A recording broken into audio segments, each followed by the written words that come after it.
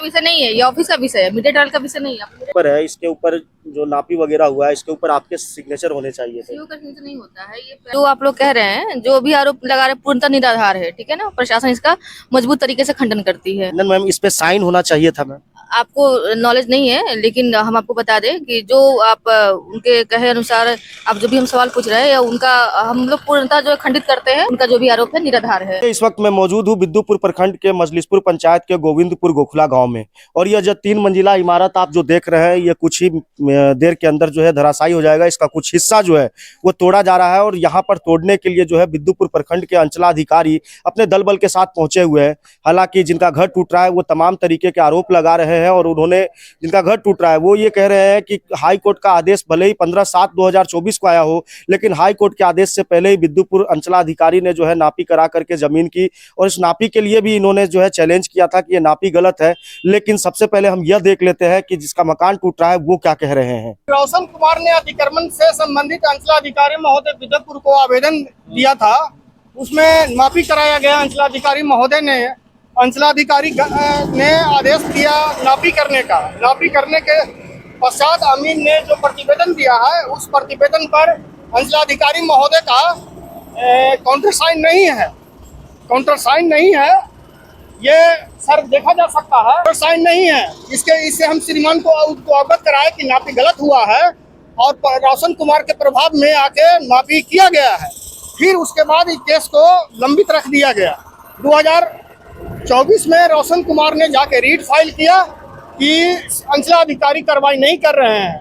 जब दो न्यायालय में एक ही केस दो न्यायालय में नहीं चल सकता है नियमानुसार, तो अंचलाधिकारी महोदय जबरदस्ती करके हाई कोर्ट के आदेश आने से पहले 9 जुलाई को आदेश पारित कर दिए और सबको अतिक्रमण खाली करने का आदेश निर्गत कर दिए।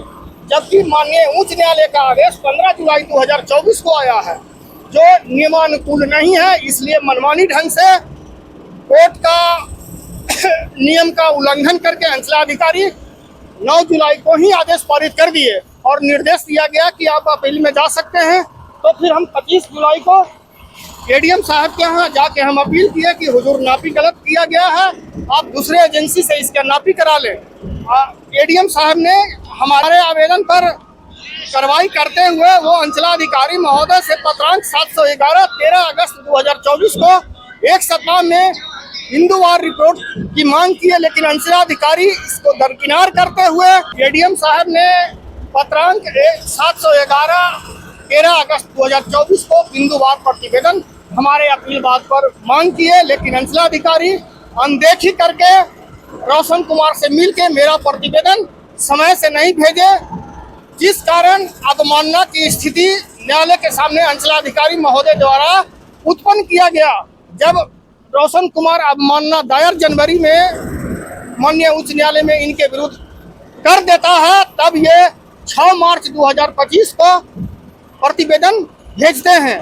इस प्रकार ये जानबूझकर हमारे सुनियोजित तरीके से हमको हमारे घर को ही तोड़वा रहे हैं, और एडीएम साहब बिना सुनवाई किए हुए हमारे न केस को वो स्वीकृत करते हैं न अस्वीकृत करते हैं, और बिना सुनवाई किए हुए हमारे आवेदन को वो हमारे बात को वो समाप्त कर देते हैं।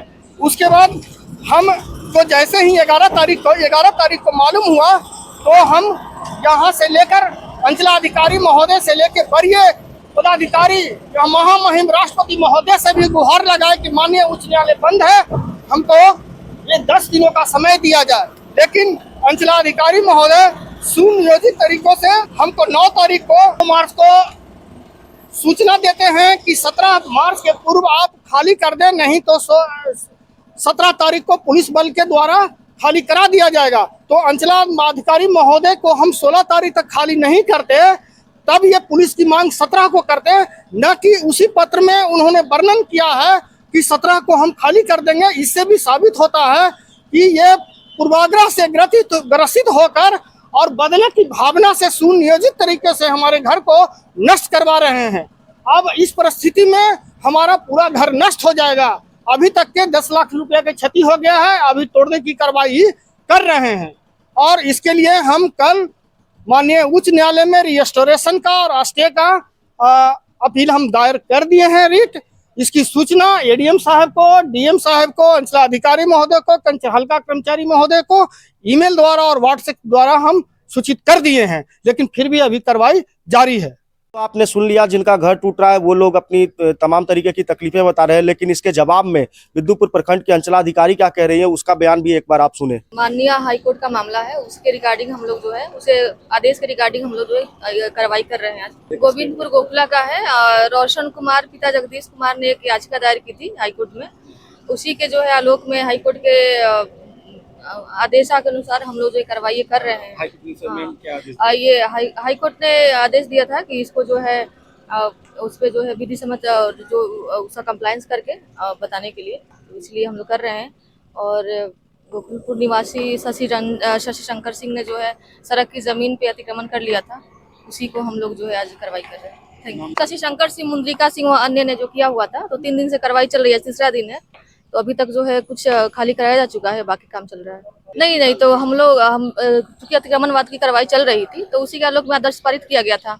फिर कोर्ट का भी आदेश आया कि तुरंत आदेश पारित करें, उससे पहले हम लोगों ने पारित कर चुके थे। उसी के आदेश के आलोक में हम लोग कार्रवाई कर। ये दोनों जनों का बयान सुनने के बाद में दोनों अपनी अपनी जगह पे बिल्कुल जायज नजर आ रहे हैं, क्योंकि अंचलाधिकारी का कहना है कि हाई कोर्ट का आदेश है, इस कारण हम उनके आदेश का पालन कर रहे हैं। वहीं जो परिजन है जिनका घर टूट रहा है, वो लोग कह रहे हैं कि इसमें जो है इस मामले में जो है गंभीरता नहीं दिखाई गई और एक पक्ष की तरफ से गलत नापी करा करके इस तरीके का आदेश निकाला गया।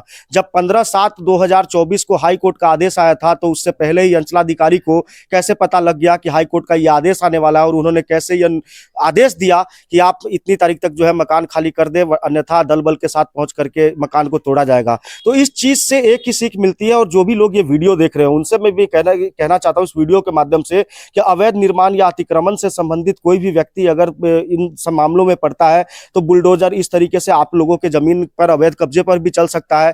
आज से कुछ दिन पहले जब वैशाली जिले के सभागार में जब इस तरीके का जमीन से संबंधित कुछ नियोजन लगा था, वहां पे भी हम लोगों ने कलेक्टर साहब से सवाल पूछा था, तो उन्होंने भी कहा था कि अतिक्रमण के ऊपर हमारी नजर है और जो भी अवैध कब्जे हैं उनको छुड़ाया जाएगा। इस पंचायत के अंदर कई ऐसे और परिवार हैं जिनके पास ये नोटिस भेजा गया है, लेकिन इस परिजनों की बात को अगर गंभीरता से लिया जाए तो कहीं ना कहीं एक सवाल खड़ा होता है कि जब तक व्यक्ति संतुष्ट ना हो और जिस तरीके से दस्तावेज दिखा रहे हैं, वैसी परिस्थिति में एक बार सरकार को गहन विचार करने की जरूरत है।